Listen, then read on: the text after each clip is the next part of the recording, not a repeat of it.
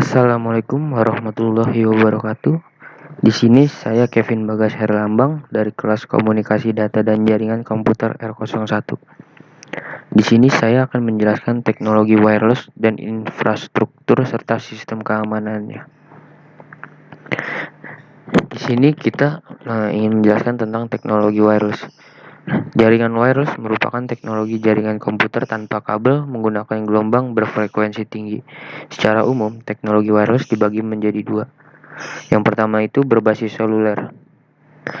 Berbasis seluler itu sendiri yaitu solusi yang menggunakan saluran komunikasi seluler yang sudah ada untuk mengirimkan data. Nah, yang kedua itu dengan wireless LAN. Komunikasi wireless dalam lingkup area yang terbatas. Di sini ada beberapa masalah keamanan wireless. Yang pertama itu perangkat mengakses informasi yang menggunakan sistem wireless biasanya berukuran kecil sehingga mudah dicuri. Nah, yang kedua itu mudahnya penyadapan pada jalur komunikasi dapat dilakukan lebih mudah karena tidak perlu mencari jalur kabel untuk melakukan hubungan. Yang ketiga, pengguna tidak dapat membuat sistem pengaman sendiri dan hanya bergantung kepada vendor tersebut. Nah, yang keempat itu adanya batasan jangkauan radio dan interferensi menyebabkan ketersediaan servis menjadi terbatas. Dan terakhir itu, saat ini fokus dari sistem wireless adalah untuk mengirimkan data secepat mungkin. Jadi masih banyak kelemahan-kelemahan dalam keamanan wireless itu sendiri. Nah, di sini kelemahan dan celah keamanan wireless itu terbagi menjadi dua jenis. Yang pertama itu kelemahan pada konfigurasi. Saat ini untuk membangun sebuah jaringan wireless cukup mudah karena banyak vendor yang menyediakan fasilitas yang memudahkan pengguna atau admin jaringan sehingga sering ditemukan wireless yang masih menggunakan konfigurasi wireless default bawaan vendor. Nah, yang kedua itu kelemahan pada jenis enkripsi yang digunakan. Secara garis besar, celah pada jaringan wireless terbentang di atas 4 layer di mana keempat layer tersebut sebenarnya merupakan proses dari terjadinya komunikasi data pada media wireless. Layer-layer beserta kelemahannya tersebut adalah sebagai berikut. Nah, yang pertama itu ada physical layer. Di dalam sistem komunikasi data wireless, yang menjadi media perantaranya tidak lain adalah udara bebas. Di dalam udara tersebut, data yang berwujud sinyal-sinyal radio dalam frekuensi tertentu lalu lalang dengan bebasnya. Siapa saja mungkin bisa menyadapnya dan bisa disalahgunakan. Dan yang kedua itu ada network layer. Pada jaringan komunikasi wireless, perangkat yang biasa digunakan sering disebut dengan istilah access point. Karena melayani komunikasi menggunakan media bebas yang terbuka, maka access point tersebut juga dapat dikatakan sebagai perangkat yang terbuka bebas dan dapat menjadi sebuah pintu masuk bagi para pengacau.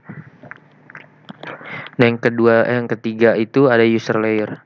Jaringan wireless memang menggunakan media publik untuk lalu lintas datanya.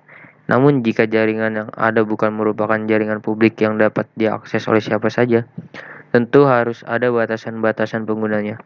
Dan tidak sulit bagi para pengguna yang tidak berhak untuk dapat mengakses sebuah jaringan wireless. Yang keempat itu ada application layer. Jaringan yang menggunakan media kabel saja dapat membuka celah yang ada pada aplikasi, apalagi jaringan wireless yang memang rentan di seluruh layarnya. Aplikasi-aplikasi bisnis yang penggunanya lalu lintas melalui media wireless tentu sangat rentan keamanannya. Macam-macam jenis keamanan pada wireless. Yang pertama itu menyembunyikan SSID. SSID sebenarnya tidak dapat disembunyikan secara sempurna. Pada saat tertentu atau saat klien akan terhubung, maka klien akan tetap mengirimkan SSID dalam bentuk plain text, sehingga jika bermaksud menyadapnya, dapat dengan mudah menemukan informasi tersebut. Yang kedua itu menggunakan kunci WEP. WEP merupakan standar keamanan dan enkripsi pertama yang digunakan pada wireless. Yang ketiga, menggunakan kunci WPA PSK atau WPA to PSK. Untuk mencegah adanya serangan terhadap serangan wireless menggunakan WPA PSK, gunakanlah passphrase yang cukup panjang. Yang keempat itu memanfaatkan fasilitas MAC filtering.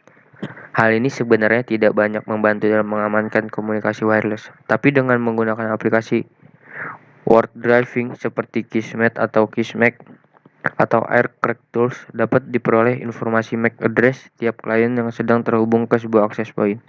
Setelah mendapatkan informasi tersebut, dapat terhubung ke access point dengan mengubah MAC sesuai dengan klien tadi.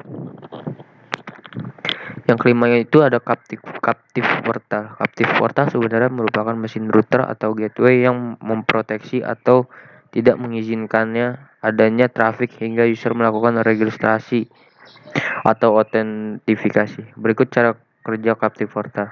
Yang pertama itu user dengan wireless, klien diizinkan untuk terhubung wireless untuk mendapatkan IP address. Yang kedua, blok semua traffic kecuali yang menu ke Captive Portal yang terletak pada jaringan kabel.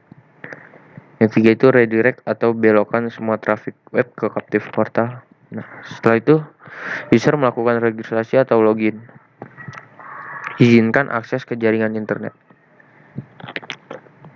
Mungkin itu saja yang bisa saya jelaskan, kurang lebihnya mohon maaf. Wassalamualaikum warahmatullahi wabarakatuh.